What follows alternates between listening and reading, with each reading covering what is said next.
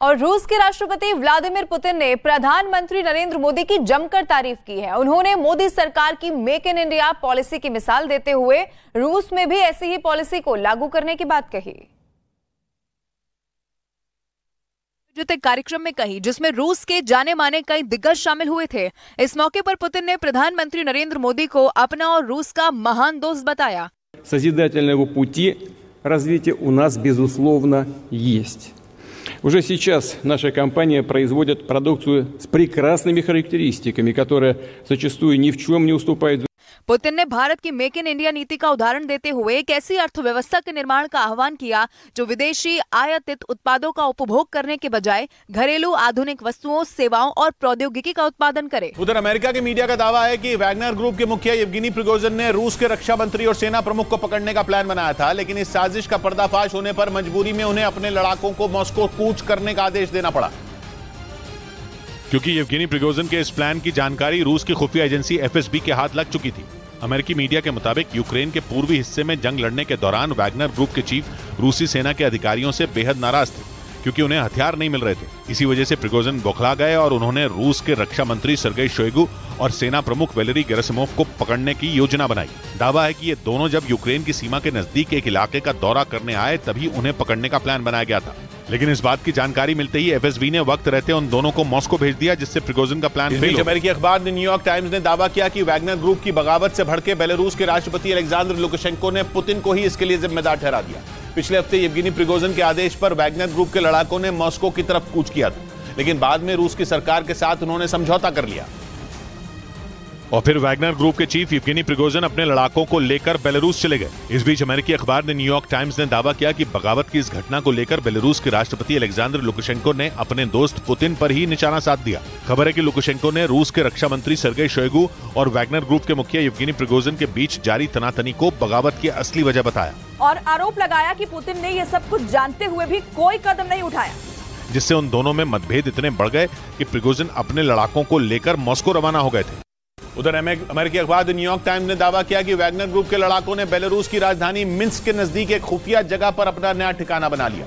दावा है कि उस इलाके में बेलारूस के कई सैन्य अड्डे पहले से मौजूद हैं और इसी वजह से वैगनर ग्रुप ने ऐसे इलाके का चयन किया ताकि किसी को यह पता न चल सके कि बेलारूस के सैन्य अड्डे के नजदीक उसने नया ठिकाना बना लिया। अमेरिकी अखबार ने अपने दावे को पुख्ता करने के लिए बेलारूस में वैगनर ग्रुप के नए अड्डे की सैटेलाइट तस्वीर भी दिखाई। खबर है कि बेलारूस की राजधानी मिन्स्क के नजदीक ही वैगनर ग्रुप के चीफ येवगेनी प्रिगोजिन ने अपना नया अड्डा बना लिया। रूस के खिलाफ बगावत करने के बाद जो समझौता हुआ था उसके मुताबिक वैगनर ग्रुप के सामने बेलारूस जाने की शर्त रखी गई थी, जिसके बाद प्रिगोजिन अपने लड़ाकों को लेकर बेलारूस पहुंच गए। इस बीच अमेरिका के मीडिया का दावा है कि वैगनर ग्रुप की बगावत की जानकारी रखने वाले रूसी सेना के जनरल सर्गेई सुरोविकिन को पुतिन ने गिरफ्तार करवा दिया। एक दिन पहले यह खबर सामने आई थी कि वैगनर ग्रुप के विद्रोह की जानकारी जनरल सर्गेई सुरोविकिन को पहले से थी और इसके साथ ही यह आरोप लगाया गया कि रूसी सेना के जनरल सर्गेई सुरोविकिन ने वैगनर ग्रुप की मदद की थी और उन्हीं की मदद से येवगेनी प्रिगोजिन ने अपने लड़ाकों को लेकर मॉस्को कूच करने की हिम्मत जुटाई। लेकिन अब अमेरिका के मीडिया का दावा है कि वैगनर ग्रुप का साथ देने पर पुतिन ने अपने जनरल सर्गेई सुरोविकिन को गिरफ्तार करवा दिया। खबर है कि रूस के खिलाफ हुए विद्रोह के बाद से ही वो गायब हैं। दावा है कि रूस के रक्षा मंत्रालय के सूत्रों ने इस खबर की पुष्टि भी कर दी। हालांकि इन आरोपों पर रूसी सेना की तरफ से कोई बयान सामने नहीं आया। और इधर उत्तर प्रदेश के उन्नाव में 500 के नोटों की गड्डियों के साथ खेलते एक थानेदार के बच्चे की तस्वीर सोशल मीडिया पर वायरल हो गई, जिसके बाद थाना अध्यक्ष को लाइन हाजिर कर दिया गया, क्योंकि जो तस्वीर वायरल हुई उसमें उनके बच्चे लाखों रुपए के कैश के साथ दिखाई दिए। वहां 500 रुपयों की 27 गड्डियां नजर आई। नोटों के बंडल में कुल 14 लाख रुपए होने की बात कही जा रही है, लेकिन जैसे ही इसकी जानकारी एसपी को मिली तुरंत उसके बाद एक्शन ले लिया गया। सोशल मीडिया पर लाखों रुपए के कैश के साथ थानेदार के बच्चों की ये तस्वीर तेजी से वायरल हो रही है। और छत्तीसगढ़ के दुर्ग में चावल कारोबारी से 2 करोड़ रुपए ठगने का मामला सामने आया। बताया गया कि ठगों ने खुद को ईडी का अधिकारी बताकर कारोबारी से ठगी की। ठगों के कारोबारी के घर घुसने का सीसीटीवी फुटेज भी सामने आया, जिसमें फर्जी ईडी की टीम बनाकर 5 लोग काले रंग की गाड़ी से आते दिखे। आरोपियों ने सफेद शर्ट और खाकी रंग की पैंट और लाल रंग के जूते पहन रखे थे। दावा यह है कि वो सीधे चावल व्यापारी विनीत गुप्ता के ऑफिस पहुंचे और दरवाजा अंदर से बंद कर दिया। उन्होंने खुद को ईडी का अधिकारी बताकर कारोबारी पर टैक्स की बड़ी चोरी करने का आरोप लगाया।